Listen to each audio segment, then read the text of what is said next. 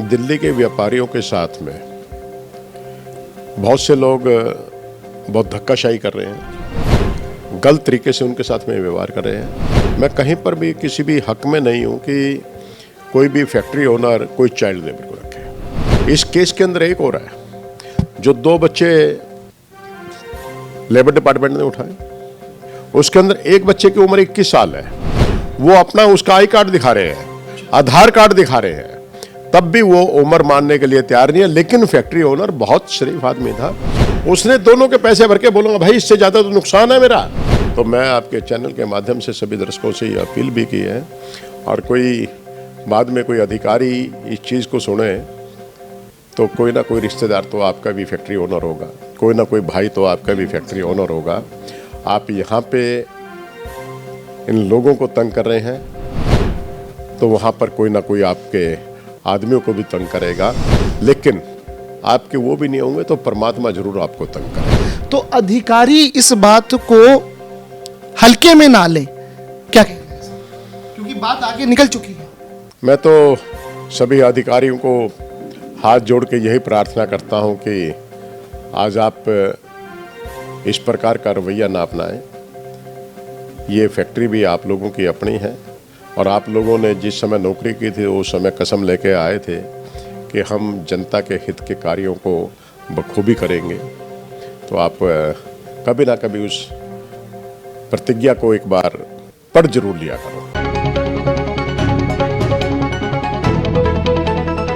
नमस्कार, मेरा नाम आज़ाद कबीर है। आप देख रहे हैं न्यू इंडिया न्यूज़। पिछले 2 दिनों से दिल्ली विधानसभा में लगातार जनता के मुद्दे, कारोबारियों के मुद्दे हो या चाइल्ड लेबर का मुद्दा हो, कोई सा भी मुद्दा हो, आपके नेता, आपके विधायक रिठाला विधानसभा से महेंद्र गोयल जी जनहित के मुद्दे उठा रहे हैं। और कहा गया है कि जो नेता होता है वो नेता नहीं होता है, वो सेवक होता है, वो सिर्फ बात नहीं करता, वो कर्मवीर होता है। तो हम उसी कर्मवीर से हम आपकी मुलाकात आज कराने जा रहे हैं।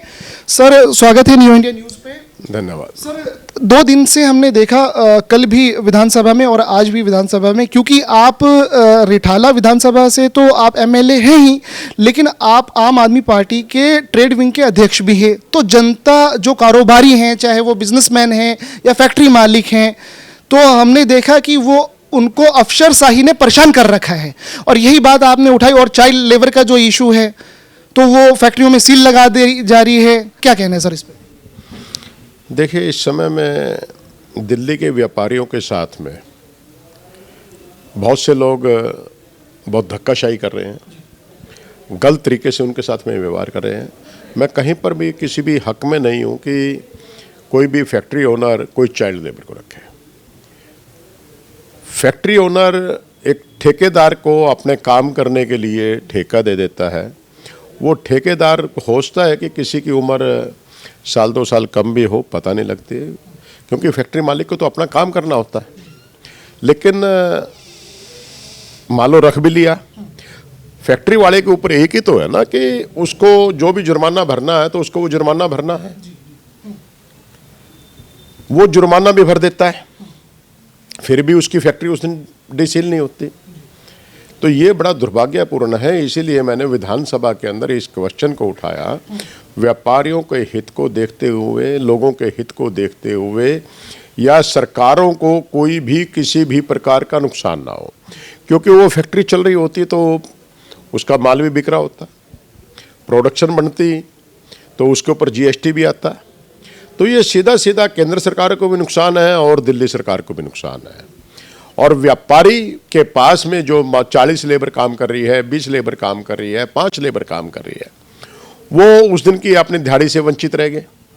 तो ये मुद्दा जुड़ा हुआ सभी के साथ में है। तो इसीलिए मैंने ये विधानसभा के अंदर मुद्दे को उठाया है कि एक फैक्ट्री यदि वीरवार को आप सील कर देते हैं, चाइल्ड लेबर को ले जाते हैं, शुक्रवार को वो फैक्ट्री वाले लेबर डिपार्टमेंट के पास में जाते हैं कि हम लोगों का क्या कसूर है या हमारा जो भी कसूर है उसकी सज़ा क्या निर्धारित की गई है, उस सज़ा के मुताबिक वो बोल देते हैं कि आपके ऊपर इतना जुर्माना है। वो लोग जुर्माना भर देते हैं।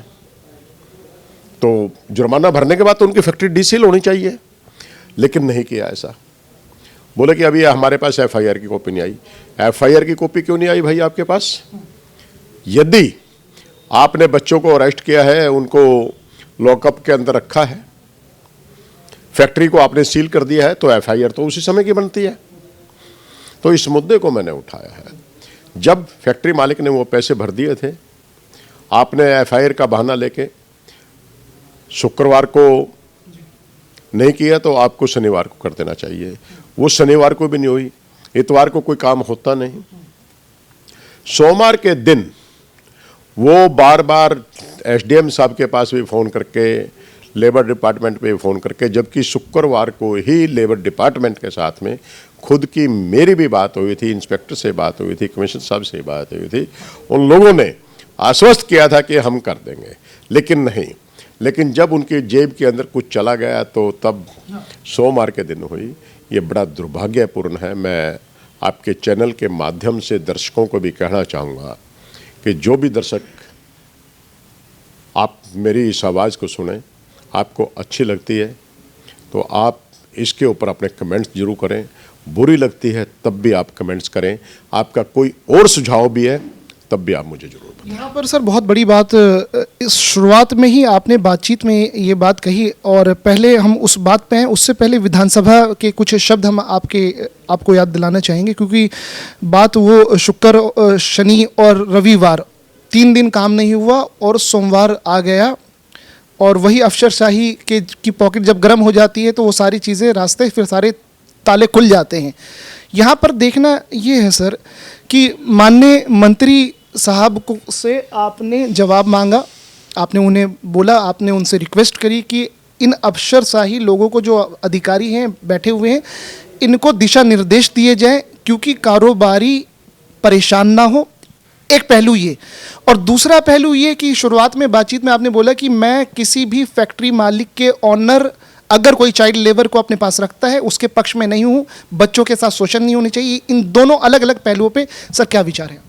इस केस के अंदर एक और है, जो 2 बच्चे लेबर डिपार्टमेंट ने उठाए, उसके अंदर एक बच्चे की उम्र 21 साल है। वो अपना उसका आई कार्ड दिखा रहे हैं, आधार कार्ड दिखा रहे हैं, तब भी वो उम्र मानने के लिए तैयार नहीं है। लेकिन फैक्ट्री ओनर बहुत शरीफ आदमी था, उसने दोनों के पैसे भर के बोलूंगा भाई इससे ज्यादा तो नुकसान है मेरा। लेकिन उन्होंने जब तक उसकी फैक्ट्री को नहीं डीसील किया, जब तक कि उनकी वो जेब गर्म सर ये तो मनमानी है ना सर। ये तो जब वो आधार कार्ड दिखा रहा है, एज दिखा रहा है 21 साल का, तो उसको भी उस कैटेगरी में रखना, तो ये मतलब ये किसके इशारे पे ये सब अधिकारी काम कर रहे हैं सर? यही तो बात कह रहा हूं कि इस समय के अंदर जो ये तानाशाही रवैया चल रहा है, ये बहुत गलत चल रहा है।